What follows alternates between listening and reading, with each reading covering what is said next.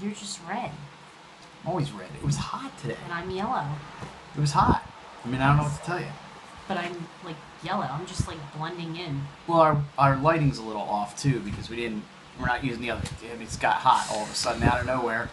So Studio funds, people. Studio funds. yeah, we're working on it. One day. Welcome back to Thinksipwrite. I'm Rick. I'm Roberta. And, when you're getting older, you have, like, medical things that you got to worry about and everything. And we've had a couple pop-ups, so, Yeah. Literally. So we decided to do an episode on some really bizarre and arcane medical practices throughout history. This actually reminds me of Mysteries at the Museum, some of these things. While I was doing a little bit of research, some of it came up. Yeah, well, I actually came across one that I'm sure was in that show. I love that show. That was a great show. Such a great show. So should we just get right into it? I mean, by the way, before we do get into it, Homemade Delish just came up with something. I mean, it's been done though. Has it been done? I've never heard of it before. But I take mini pretzels and like horseradish like sauce. I've never heard of that before in my entire life, and I'm a huge fan you could even of horseradish do, sauce. You know, if you want to make it a little spicier, you put more horseradish in it. Yeah?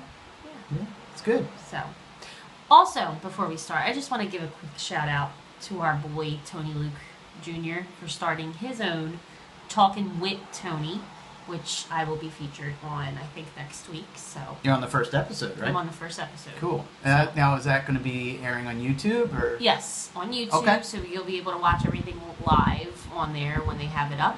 And, I just wanted to give a quick little plug. Okay. I'm sure you'll be on there eventually, too. Yeah, well, you never know. All right, so back to it. Okay. There are some weird things. Like I could have actually done so much more research on. Like I could have wrote like a whole not a whole paragraph, like pages and pages, like you usually do. Mm-hmm. But I didn't feel like sitting there writing the whole entire time. But I could have totally had done that. I think I did pretty good this time. Well, you're just little notes, so we're not gonna have to hear a whole like bedtime story. Whatever. Then you go first. No, you start. We love when you start, right? Don't we love when he starts? Wow, my hands look so big right there. It's weird. Go ahead. You know how a woman sometimes gets moody? They actually used to have... Did you ever hear the term or the phrase, if someone's being really bitchy or something, you hear somebody go, "Oh man, that person really needs to get laid." Yes. Okay. You know where that starts? No. So, before even more recent than 100 years ago, Mm-hmm. what they would do when women would have mood swings Okay. is... Which we usually do. The doctor would give them vaginal massages to ease their tension and change their mood. Isn't that called like foreplay? Like. Well, I mean, These women... what do the husbands think about that? I mean, like, are they having an orgasm with it, or? it was not considered an orgasm. Yes, they would climax. It was not considered an orgasm. It was called like a perioxal something.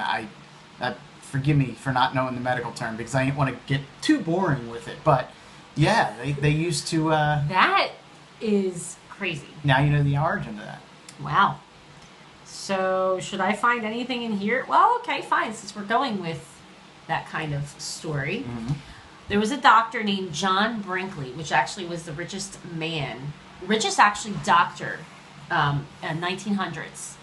I think we saw this on Mysteries at the Museum.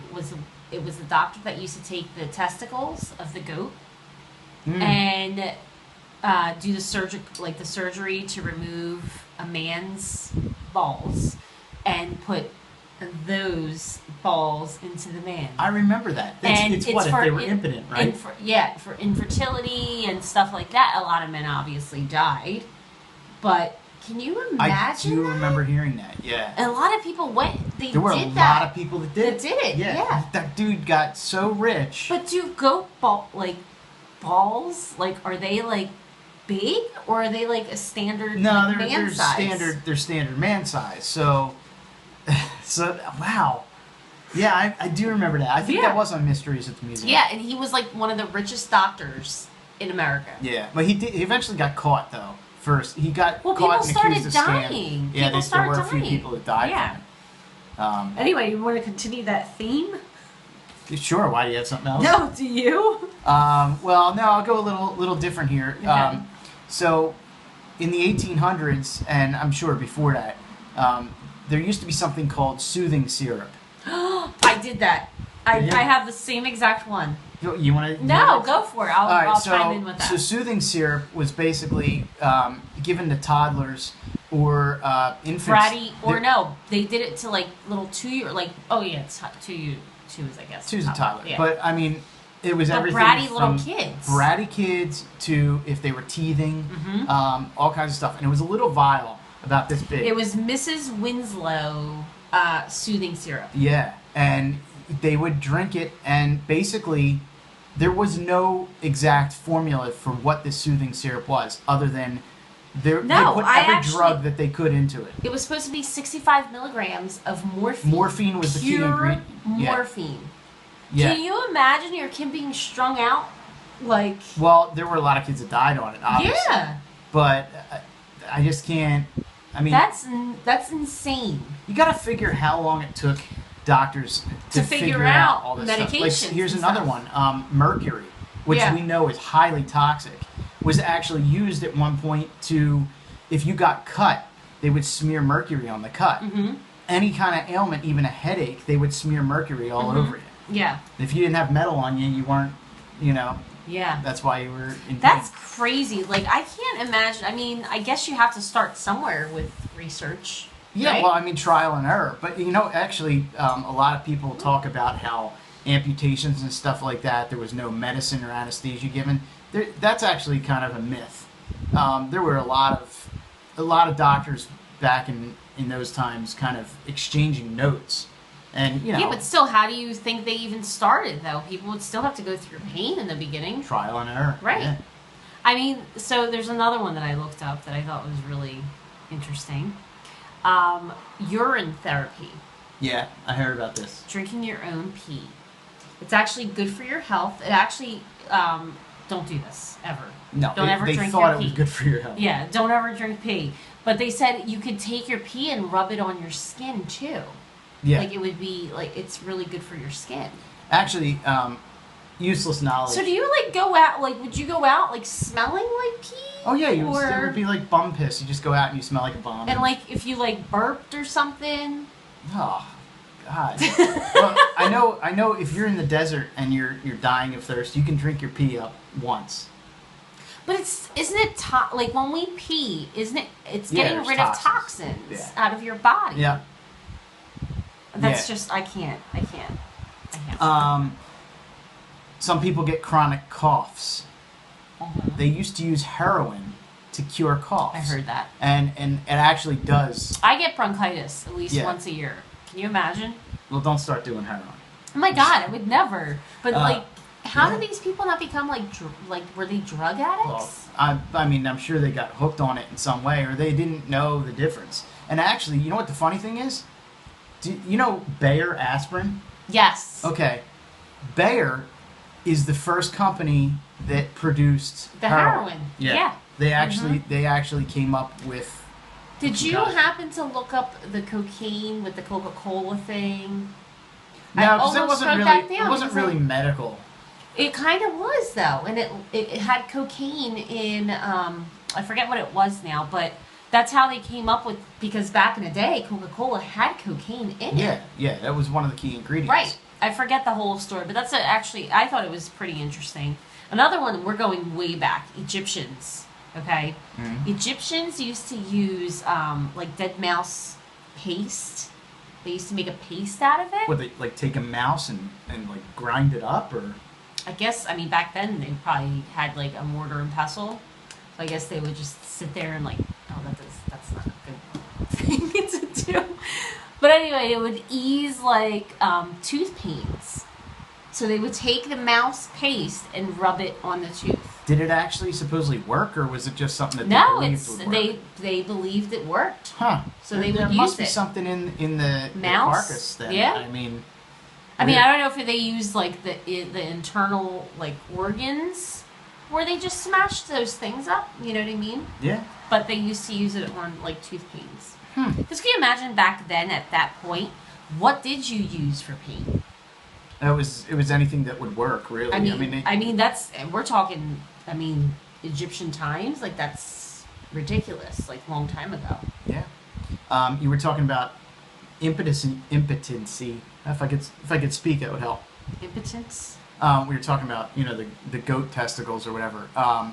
There was another way up until the 50s, I believe, that they would treat impotency. They would use electrical current, and they would basically... Is that the one with the penis? Yeah, they would... The one that it was a belt. They would put it directly, a belt on you with electrodes that would attach directly to the penis, and they would electrocute you. Right. Until it stood on end. And it wasn't... This is before the blue pill. Yeah. Oh, yeah, way before that. Yeah. But they ended up using electroshock therapy on a lot of things. My grandmother... she was in a mental hospital for a while for alcoholism. Well, yeah, that was considered, And yeah, they electroshocked her head because, Well, there was a lot of things. I mean, if you look at those mental hospitals, a lot of things were done to these poor people, even if they, like, I guess, what was it back then? Like, if you were pregnant before a certain age... Yeah, like they if had you were all like kinds young, of like well, they used to do lobotomies too, and I was reading about that because you always hear the term a lobotomy, but you don't really know what goes into it. They used to take an ice pick, some of those and pictures, they would drive it in the tear duct and behind the eyeball into the brain, and then they would use a mallet, and then they'd stir it around to mess up that part of the brain because they believe, and then they would pull it out. And yeah, the thought of that is kind of making me. I just think about like all those people in those mental hospitals, though, like some of the like tortures. I really feel like it was somewhat like torturous for them. Yeah, well, I mean, they would do some of them closed. I mean, some of those hospitals got so overcrowded that they closed. Oh yeah, and some of the stories are really really sad. And they would put them in like certain like areas of the hospital, like some buildings were only specific for certain people with... There was like the urine wing, and then there was the... No, but there were certain, like, really terrifying, but that's what, some of them, they would actually not even get shocked, but they would get, like, certain things just to, like, shut them up so they could be quiet. They would do, like, certain testings and stuff on them. What kind of testings? Because I really kind of want to know. For my co-hosts. Look who's talking! Just because I'm talking so much this time. No, it's good. It's good. I like when you do that. Uh-huh. Yeah, now I totally lost my train of thought. But they would do that. They would also do lobotomies for anxiety and depression. Could you imagine? I mean, how many people today have anxiety and depression? From anxiety, just from like paying bills and stuff like that every day. Yeah, it's that's like the day-to-day life. They would do a lobotomy for that. Think about that. So yeah. In the early 19... Oh, you still have more. I have one or two more. In the early 19... What did you do? Did you do anything in You this had episode? one of mine. You had one of mine. You had one of mine. Oh my gosh, I have a really good one. Okay, I'll tell you when I'm done. Yeah. In the early 1900s, if you were overweight, they would give you diet pills. I read this. I didn't write it though. The diet pills had tapeworms in them. They were sanitized tapeworms. So they would eat your... They would feed you tapeworms so that you would lose weight. Right. But didn't you go to the bathroom a lot? No, I mean, I wouldn't think so. I don't know the full effect of having a tapeworm. But, I mean... Don't tapeworms, like, usually, like... Well, they grow inside you. I know that. Right, but don't you poop? Well, they get all your nutrients from your food. So they eat your stuff. Your food, like they sit in your stomach and they eat your food as it comes down. Something growing in you and like. No, and if you look at some of those, do you ever see some of those things where like somebody licked an envelope and they cut their tongue and they had cockroach eggs in their tongue. And No, I used to hear that about another place that serves tacos. They used to have the eggs that the woman like grew like thing or whatever. But no, so my dad actually stutters a little bit, right? Mm-hmm. And I have my uncle, my grandfather, they all used to do that. I actually, once in a while, I feel like I've done that. So back in the 18th century, what they used to do for people that stuttered, they used to cut the tip of their tongue off. The tip of it? Like right, because that would help them not stutter. But then they used to do, there was some other kind of practice, and I came across it, and I don't remember what it was, but there was some other kind of practice. If you had a lisp, they would actually do something to correct your lisp. So if you cut off the tip of the tongue, wouldn't that... When you stutter, so, like, you know, you're kind of still, it's kind of like a lisp, because you're still, it's your tongue that's really, it's psychological, nerves, right? They say, the stuttering is psychological. It's not really... You know, some people have a really hard time. My dad does. Yeah, right? I know. You know my dad does. But it's funny because my dad can sing and have no problem singing. Well, actually... Like, he'll sing at church, no problem at all. But if he's nervous... And that's why I'm saying it's psychological because it messes, I guess, with the nerves in your mouth. I don't know if anybody knows. Well, I know... I mean, I never really looked it up. Music's kind of like the universal language. You can change. I mean, my grandfather too stuttered and could sing. You could hear somebody with a very heavy accent sing a song and understand them completely when they're singing, and when they're talking, you don't understand as well because it's a universal language. So stuttering, I mean, it makes sense. Yeah, to but be able stuttering, you would think that it would be difficult. Singing, like some people have a hard calming. time even getting like jobs because they stutter so much. I know. So hopefully not in this day and age. Well, yeah. I have one more. I mean, you've heard about bloodletting and stuff like that where they use leeches to get out diseases, but what if you had a hemorrhoid? Okay? I've never had hemorrhoids. Even though I had 2 kids, I've never had a hemorrhoid. Well, if you've had a hemorrhoid and it was like 100 years ago... So gross. They would take a hot iron and they would jam it up into your anus. And I don't know how that doesn't... How does that not melt your sphincter shut? I mean, it's like seal you up for good. I don't know. That is because there are hemorrhoids that are internal and external. So internal ones, maybe people had internal ones, or they had the. They seal it up that way. I mean, I don't know. I have no idea.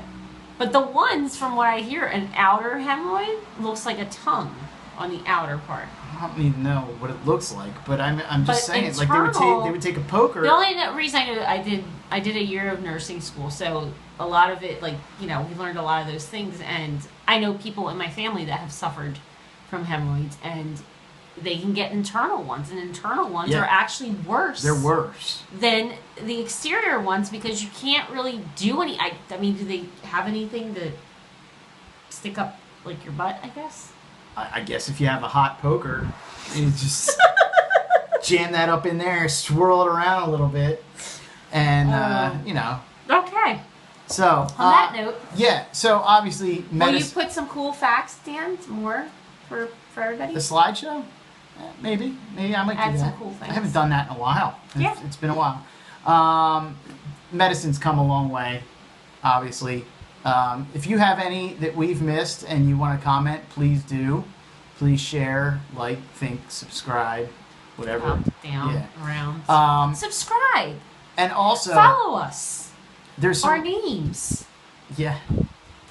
There's some really great people out there that do some good work. I've done work with a company, Techline Trauma, and they go on their site, techlinetrauma.com, and they have all kinds of medical training that they do and artificial simulations, really realistic artificial simulations. So, you know, medicine's come a long way. Training for medicine has come a long way. We're no longer giving heroin to our kids. No, and, morphine. You know, morphine. What was the heroin for? The heroin was for the to cure coughs. Oh. Which I'm sure they probably gave that to their kids too at that point. So, anyway, that's all we have. Cheers. Cheers.